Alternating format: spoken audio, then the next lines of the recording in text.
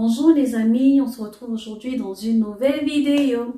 Alors ça me fait plaisir de vous retrouver aujourd'hui. Et si tu es nouveau sur cette chaîne, si tu es nouvelle sur cette chaîne, je suis Sonia Tiani, médecin entrepreneur. Sur cette chaîne, on parle business, entrepreneuriat, santé également.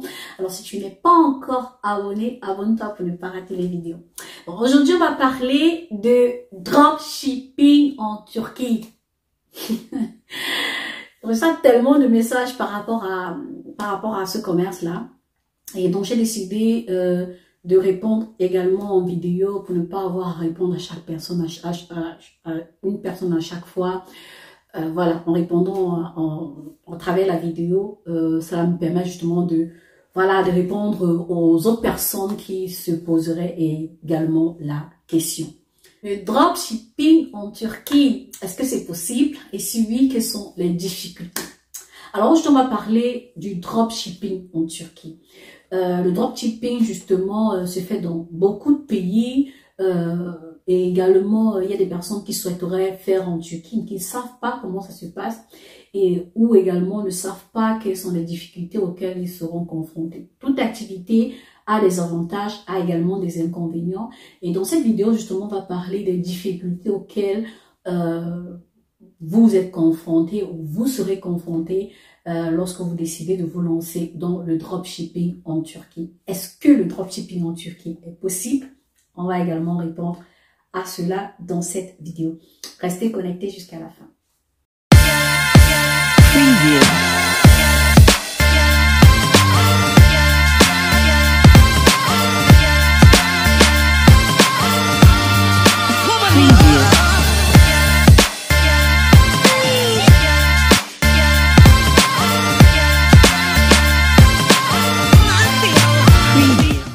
Les amis, je suis toute heureuse et toute contente de vous revoir encore dans cette vidéo. Si tu es nouvelle sur cette chaîne, si tu es nouveau sur cette chaîne, n'hésite pas à t'abonner et activer la cloche de notification pour ne manquer aucune vidéo.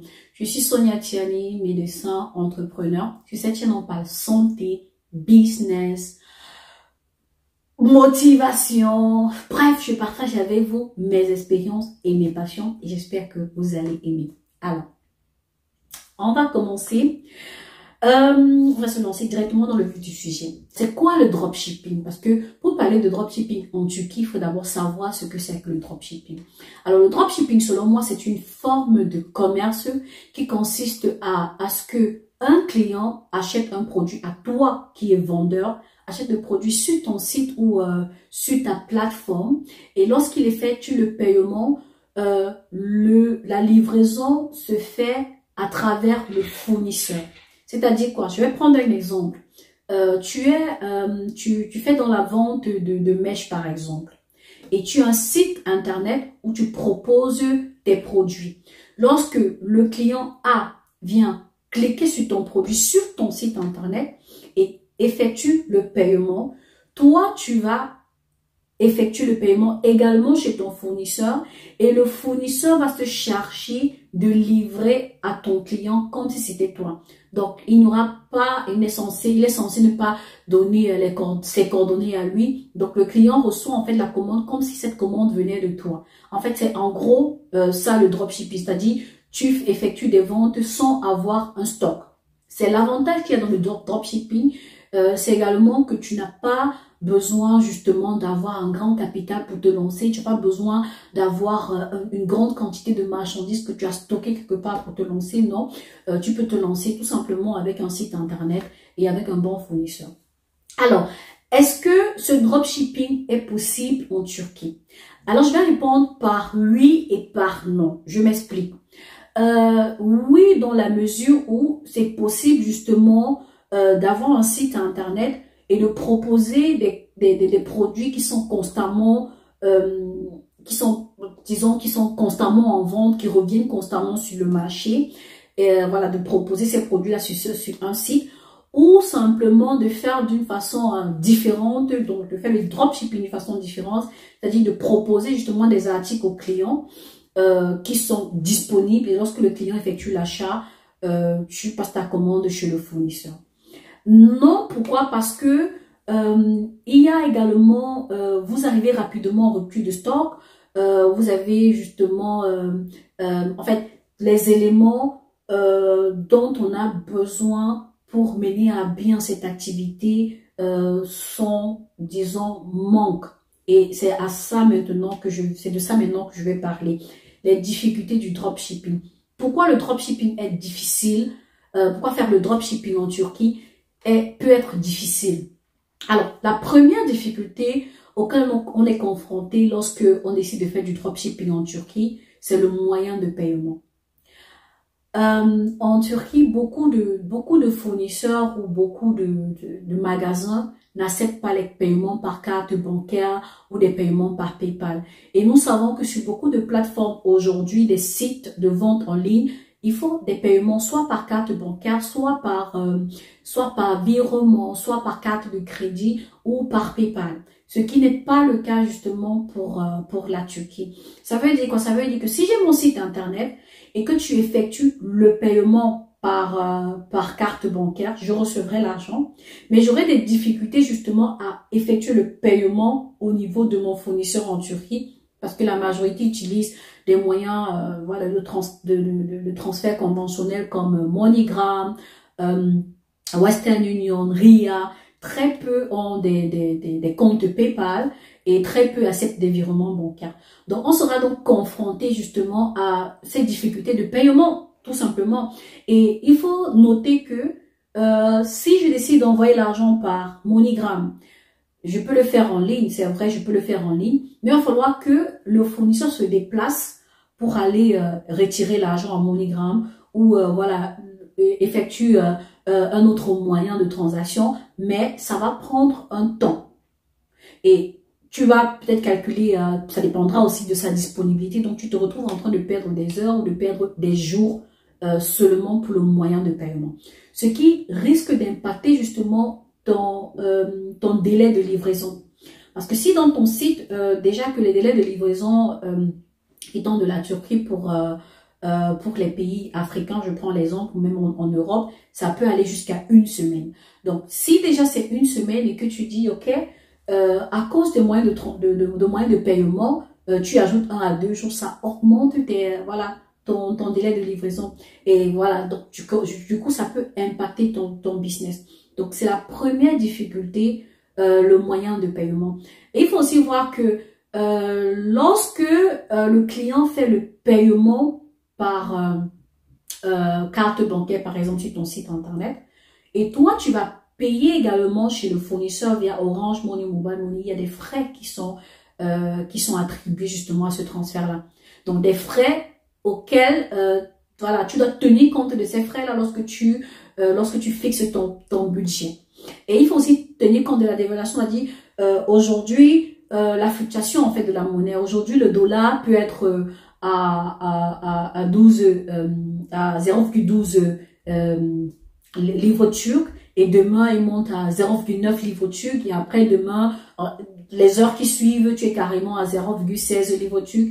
Donc justement ces fluctuations là peut influencer justement voilà justement ton business. C'est en fait la première difficulté auquel tu devrais être confronté lorsque tu te lances dans le dropshipping en Turquie. Donc, lorsque tu as résolu ce moyen de paiement, tu peux te lancer et tu peux être sûr justement que ton activité sera florissante. La deuxième difficulté que je pourrais noter, c'est l'anonymat à la livraison. C'est tellement énervant, c'est tellement frustrant voilà, d'avoir son fournisseur et de se rendre compte que ton client a reçu le colis avec le contact du fournisseur. Deux choses vont se passer et la plus probable justement c'est que le client ne reviendra pas chez toi, il ira directement passer la commande chez le fournisseur. Et justement c'est l'une des difficultés, c'est que le fournisseur pourra avoir tendance justement à mettre son contact parce qu'il envoie le colis. Donc, il pourra avoir tendance à mettre son contact justement sur le colis et ton client est informé de l'adresse, du nom, du contact de ton fournisseur et il va se dire mais pourquoi revenir vers toi si j'ai déjà l'information de la source. Donc, c'est également une difficulté et il faudra justement trouver un moyen de pallier à cela. Peut-être de dire au fournisseur, voilà, de mettre tout ton contact ou bien de mettre une autre adresse ou de voilà de mettre le contact d'une personne que tu auras sur place. En fait, c'est ça la difficulté en fait, c'est que le fournisseur peut mettre son contact également sur le colis qu'il va envoyer. C'est pourquoi c'est important d'avoir un bon contact, d'avoir une bonne relation avec son fournisseur et de trouver un fournisseur fiable. Parce qu'il y a des personnes justement qui... tout ce qui les intéresse, c'est de vendre. Hein. Tout ce qui les intéresse, c'est de vendre.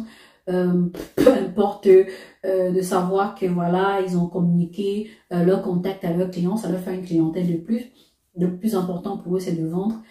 Tu dois justement pouvoir trouver un moyen de faire en sorte que le contact de ton fournisseur n'apparaisse pas sur le produit. Donc, c'est également l'une des difficultés auxquelles vous êtes confronté dans le dropshipping en Turquie.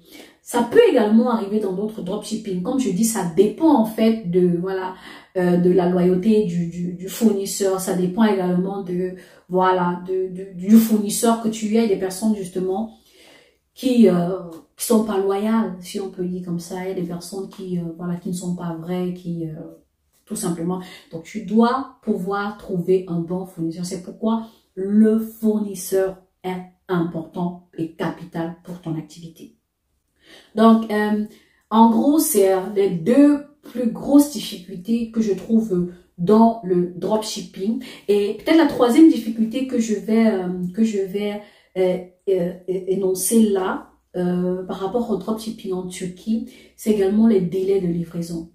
J'en ai parlé déjà plusieurs fois dans mes vidéos. C'est vrai qu'avec Corona, ça s'est accentué, mais vous pouvez justement, lorsque vous donnez les délais de livraison, il peut y avoir des produits qui fassent 1 mois, 2 mois en route, qui fassent 3 semaines en route. Il faudra justement être préparé et il faudra toujours demander à votre transitaire quelle est la durée, quel est le délai de livraison pour votre pays.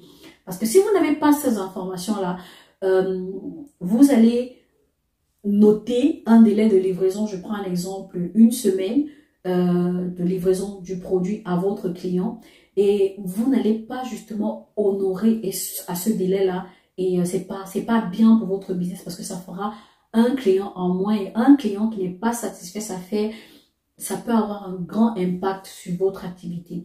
Donc ce sont les différents points auxquels vous devez justement vous asseoir, vous devez travailler dessus, vous devez trouver des solutions avant de décider de vous lancer dans le dropshipping en Turquie. Donc, si vous avez des réponses si vous avez trouvé des moyens d'adaptation à ces difficultés-là, je peux vous rassurer que vous pouvez faire une très bonne activité avec la Turquie. Vous pouvez faire un très bon business de dropshipping sous votre forme à vous naturellement et voilà, de pouvoir vous en sortir. Il y a une autre difficulté dont je voudrais parler, j'ai failli oublier. Il s'agit de la gestion de stock. C'est pourquoi je dis dropshipping d'une certaine façon. Parce que, comme vous le savez, des produits arrivent rapidement en rupture de stock. Et vous ne pouvez pas mettre un produit sur votre site et lorsque le client commande, vous lui dites, voilà, le produit arrive en rupture de stock. S'il a déjà effectué le paiement, voilà, ça apporte atteinte à la crédibilité de votre business. Donc, il faudra trouver un moyen de gérer ce problème de rupture de stock. Et le moyen que beaucoup de personnes utilisent, c'est justement de se créer un stock, c'est-à-dire de sortir finalement en quelque sorte du dropshipping, en faisant un dropshipping d'une façon à lui. Je sais pas comment expliquer ça. De faire du dropshipping sans faire du dropshipping, c'est-à-dire de prendre un stock, de payer un stock chez le fournisseur, de garder ce stock chez lui et justement, lorsqu'un client effectue le paiement chez toi, tu te fais livrer directement par le fournisseur. Donc, du coup, c'est pas du dropshipping, mais en étant une sorte de dropshipping. Donc, si tu trouves un moyen de pallier justement à cette difficulté-là, à cette gestion de stock, si tu trouves un moyen, peut-être un arrangement avec un fournisseur, de lui dire voilà, réserve-moi 100 pièces pour une semaine, et voilà, si d'ici une semaine j'ai pas effectué le paiement, tu pourras les revendre, ou de trouver justement une personne sur place qui va se charger justement à chaque fois de te dire voilà, tel produit est encore disponible, et là tu pourras actualiser sur ton site. Quoique ça pourra demander voilà, beaucoup d'arrangements et tout, mais ça pourra être gérable.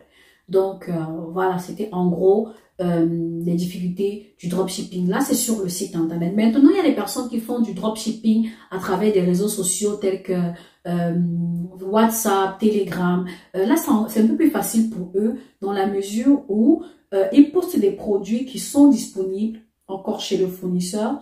Et lorsque tu passes la commande, lorsque tu les contactes avant d'effectuer le paiement, ils te rassurent encore de la disponibilité du produit chez le fournisseur. Et par rapport à ça, justement, tu pourras effectuer le paiement. C'est cette méthode encore voilà, qui passe encore et qui fonctionne de nos jours. Les sites internet de vente, un dropshipping par rapport à la Turquie, c'est un peu plus complexe. Et voilà, on aura l'occasion justement d'en parler dans une nouvelle vidéo, comment faire pour remédier à ces difficultés. Mais en attendant, je vous laisse réfléchir comment est-ce que vous pouvez faire pour remédier, pour trouver des solutions à ces difficultés, voilà, challenger cela pour vous lancer dans votre dropshipping et réussir votre business de Turquie. J'espère que cette vidéo vous a plu.